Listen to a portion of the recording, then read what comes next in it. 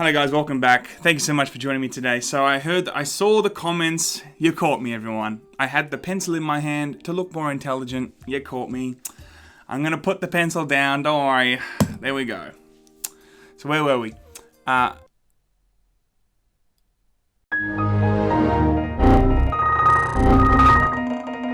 So it seems after this whole Metro Exodus and Epic saga, there has been more stuff going down. Epic is going to implement some of the features that Steam does have in terms of reviewing, but it's probably not going to be the way that the consumer will want. So I think there's a lot to talk about. So let's get into it.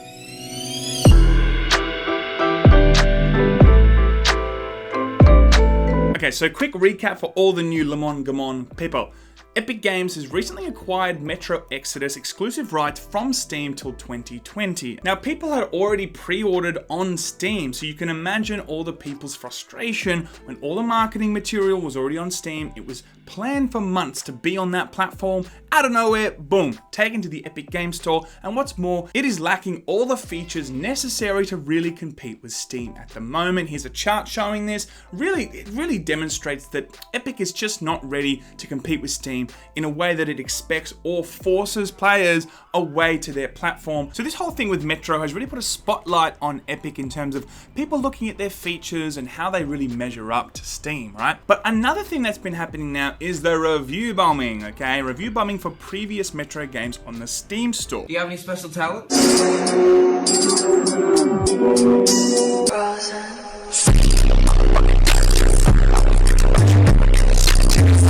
And this has all ultimately come because you can't go to the Epic Games Store and review anything because the feature is just not there, putting an even bigger spotlight on certain features missing on the Epic Games Store. No reviews, no ratings, no forums, right? So ultimately, no voice for the consumer.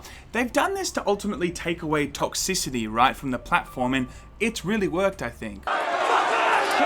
In a response to this whole backlash from customers, okay, Epic has come out and said this. We're working on a review system for the Epic Games Store based on the existing one in the Unreal Engine marketplace. It will be opt-in by developers. We think this is best because review bombing and other gaming the system is a real problem.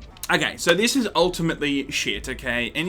Everyone will know that this is a garbage thing for Epic to do on a number of fronts.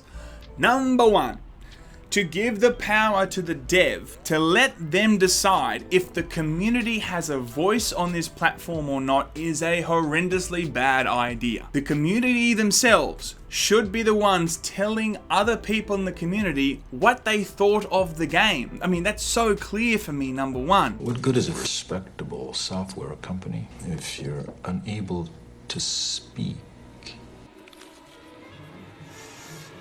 He needs some milk! Another thing is, we're probably only going to see certain developers turn on the review feature when they think they've got the next freaking God of War, for God's sakes.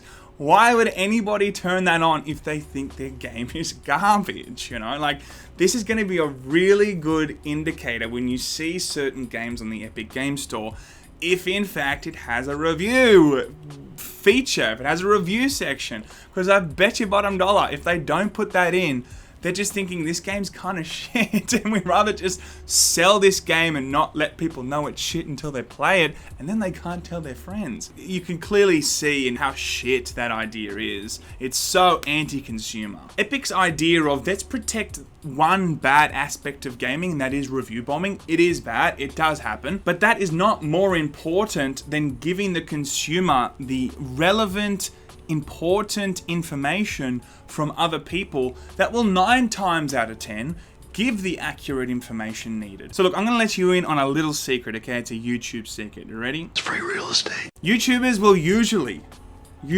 only get gaming codes for review if the game is good.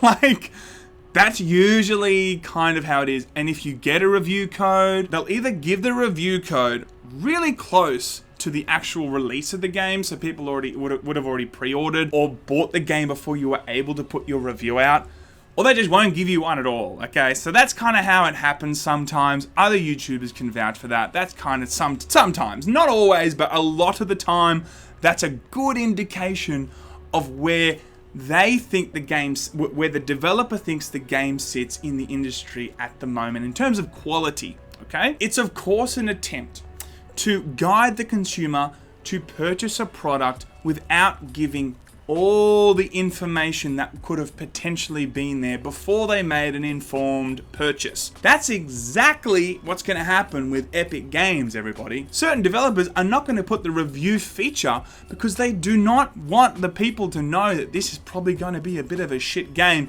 and they're purposely trying to guide people to a purchase with only their marketing material without giving them other necessary information. And of course, you can go other places, okay? As we said, like YouTubers, you can go to YouTubers, or you can go to, you know, Metacritic or whatever. There's so many other places that you can get your reviews. But of course, it's important when I go to the very platform that I'm about to purchase a product from, right, that I'm able to go into the reviews and see what other people have thought before I click, yes, I'll purchase this.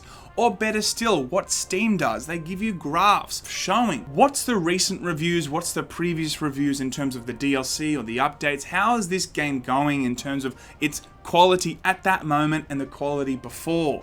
All that stuff is valuable to a person that's about to purchase something. Let quality be the vehicle that sells more units. Back on YouTubers, right? If a YouTuber puts out a video and they disable comments or they disable the like ratio, that's only happening for like one of two reasons. They're trying to silence criticism because they just can't stomach it, okay? Sometimes that happens on YouTube. Or secondly, they are just trying to sway an opinion without letting other people in the community weigh in on the subject. I know just what to do with you. Shut your fucking mouth!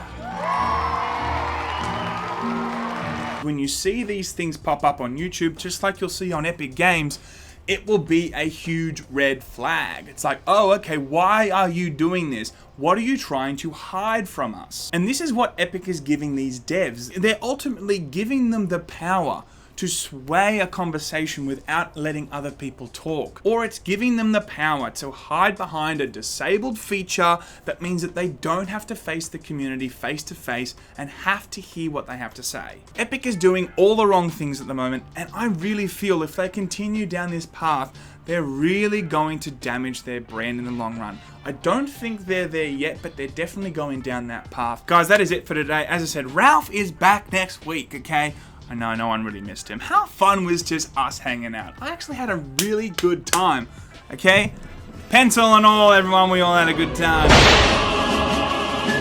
I'll be back next week with Ralph. Maybe we'll do some more solo episodes going forward. We'll see how we go, guys. Thank you so much. Love you, appreciate you. I'll see you guys next week. See you. Check me out, y'all.